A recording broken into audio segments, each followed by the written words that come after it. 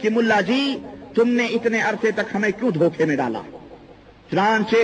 آج جو لوگ صحیح راستے پہ آ رہے ہیں اللہ کے فضل و کرم سے بڑے بڑے شیخ الحدیثوں کے سامنے, بڑے بڑے مولویوں کے سامنے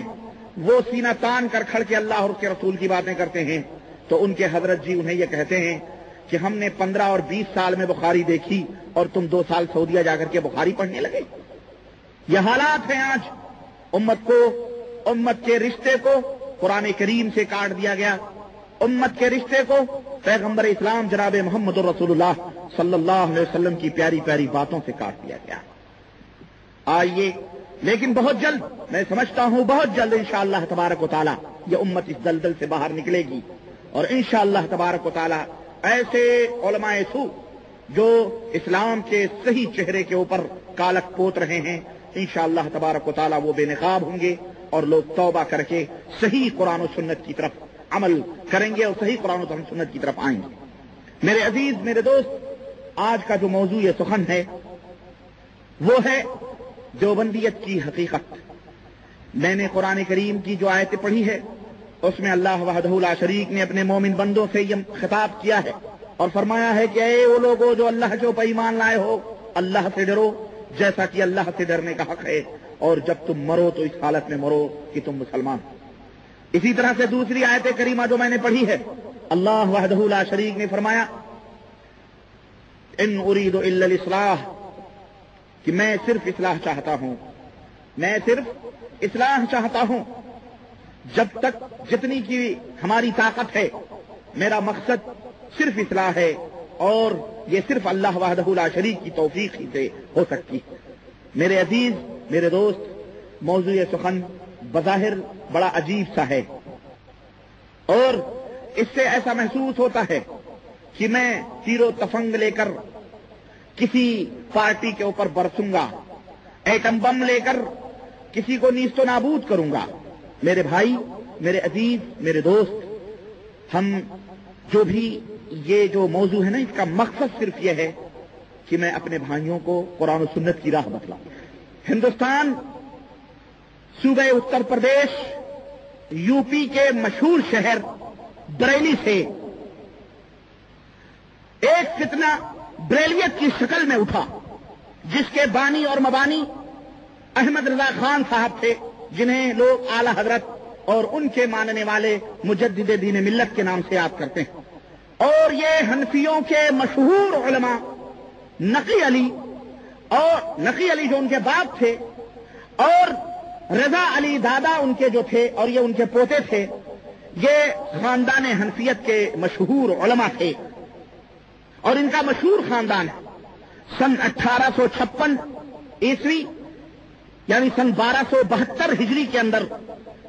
اس خاندان میں یہ خان صاحب پیدا ہو رہے ہیں. سن 1856 میں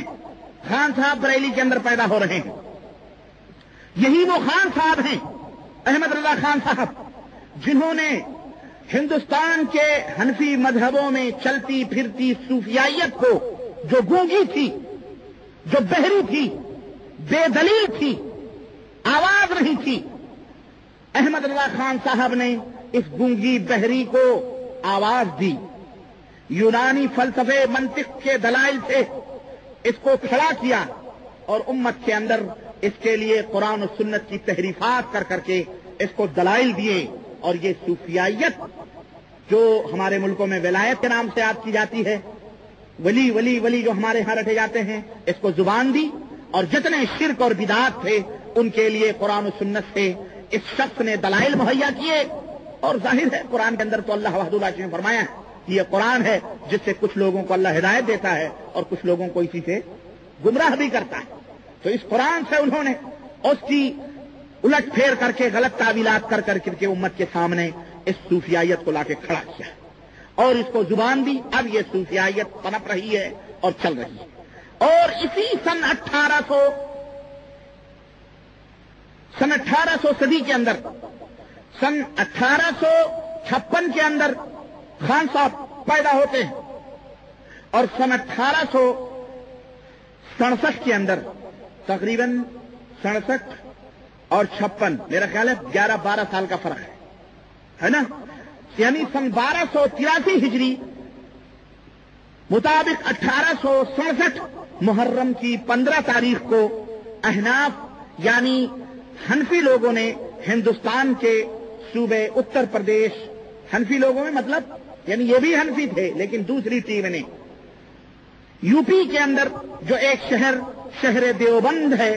और वहां एक बहुत बड़ा मंदिर है जिसको देवा कहा जाता है, उस मंदिर के नाम से उस शहर का नाम पड़ा देवबंद, जहां देवबंद है, देवबंद जहां देवबंद है, यानी वो एक बड़ा मंदिर है, उसी मंदिर के नाम पर उस शहर को बसाया गया और उसका नाम देवबंद रखा गया। उसी देवबंद के अंदर हजरत मौलाना मोहम्मद कासिम नानोतवी जो उलमाए देवबंद के इस मदरसे के जो उन्होंने अपने हाथों से देवबंद शहर के अंदर रखा, उसकी बुनियाद रखी और उनके हमराही उनके दोस्त रशीद अहमद गंगोही भी थे। इस तरह इन दोनों बुजुर्गों के हाथों से मदरसे देवबंद की बुनियाद रखी गई जिसका नाम दारुल उलूम रखा गया। जिसका नाम क्या रखा गया? ये मैं तारीख बता रहा हूं देवबंद की और उसकी हकीकत इतना समझ लेने के बाद में आइए मैं बहुत करीब आपको लेके चल रहा हूं। देवबंद की बुनियाद रखी गई और रखने वाले मौलाना मोहम्मद कासिम नानोतवी और मौलाना रशीद अहमद गंगोही थे और जिसकी तरफ मंसूब करके आज लोग अपने आप को देवबंदी कहते हैं। और मैंने एक पर्चा पढ़ा दारुल उलूम, उस पर्चे के अंदर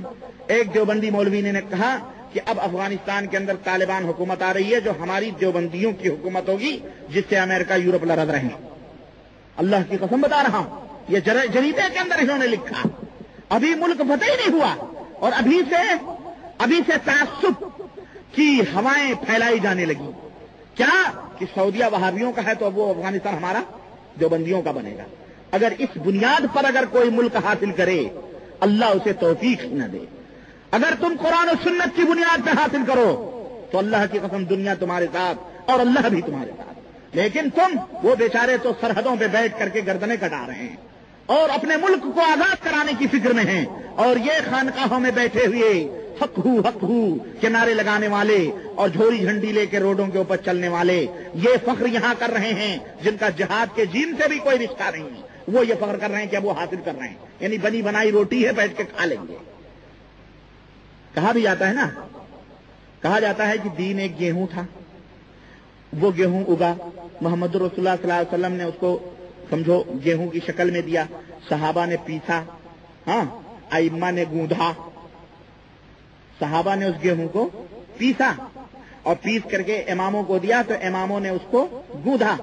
और फिर उनके शागिर्दों ने उसकी रोटी बनाई और हम उसको गप रहे। अल्लाह की कसम बता रहा हूं, बाकायदे मिसाल दी जाती कि हम उसको अब खा रहे हैं, अब तुम्हें कुछ करने की जरूरत नहीं है, रोटी बनी है पकी पकाई खाओ हलाल। फिर से मेरे अजीज, ये लोग भी, ये देवबंद के लोग जिन्होंने बुनियाद रखी और आज उलमा जो वहां से निकलते हैं या जो लोग उनके फिक्र से और इन रहनुमाओं के अफकार और उनके अकायद और उनके ख्यालात से जिसके ऊपर मैं अभी रोशनी डालने वाला हूं, जो मुत्तफिक हैं उन्हें देवबंदी कहा जाता है। किसी जमाने में आमिर उस्मानी साहब का नाम आपने सुना होगा, वो देवबंदी हैं वो खुद भी और तजल्लियात के एडिटर थे बरसों तक और वो हिंदुस्तान के एक मायनाज कलमकार शख्सियत से जाने जाते हैं और रहमतुल्लाह अलैह अब उनका इंतकाल हो चुका है। उन्होंने देवबंद से वो निकलता था पर्चा, उसके अंदर उन्होंने चंदशार देवबंद के नाम से पता नहीं जल के कट के कैसे उन्होंने कहा, अल्लाह बेहतर जाने। वो कहते हैं देवबंद की तारीख में, देवबंद कहते हैं दगा की दाल है देवबंद, दाल ये वाव बे नून दाल है ना, कहते हैं दगा की दाल है, याजूज की है ये इसमें, दगा माने धोखा, दगा की दाल है याजूज की। शायद खानकाहों से ज्यादा करीब रहे होंगे और खानकाह में जो कुछ होता हुआ देखे होंगे आमिर उस्मानी साहब, इसीलिए उन्होंने ये शेर अपने मजल्ले में लिखा कि दगा की दाल है याजूज की है ये इसमें, वफा फरोशी की है वाओ तो बदी की बे इसमें, वफा फरोशी की है वाओ तो बदी की बे इसमें, जो इसके नून से नारे जहीम गलता है तो इसके दाल से दहकानियत नुमाया है, मिले ये हर्फ तो ملے یہ حرف تو بیچارہ دیوبند بنا، برے خمیر سے یہ شہر ناپسند بنا۔ برے خمیر سے، یہ ان کی بات ہے، بہرحال آ گئی دماغ میں نوٹ نہیں کیا، بس دماغ میں یہ بات آ گئی تو میں عرض کر دیا آپ کے سامنے۔ تو بہرحال اہل دیوبند جو مدرسہ قائم کیا انہوں نے سن 1867 کے اندر، تو اس سے جو لڑکے فارغ ہو رہے ہیں ان کو دیوبندی مولوی کہا جاتا ہے۔ ان کا مذہب کیا ہے؟ یہ مسلمان ہیں، الحمدللہ یہ مسلمان ہیں اور اپنے آپ کو اہل سنت کہتے ہیں اور یہ سنت کی جماعت میں سے ہیں، لیکن یہ لوگ مذہباً حنفی ہیں، بریلویوں کی طرح، جس طرح بریلوی حنفی ہیں، قادیانی حنفی ہیں، مرزائی حنفی ہیں، چکالوی حنفی ہیں، بہائی حنفی ہیں، اور یہ جو ہیں یہ بھی حنفی ہیں، یہ مذہباً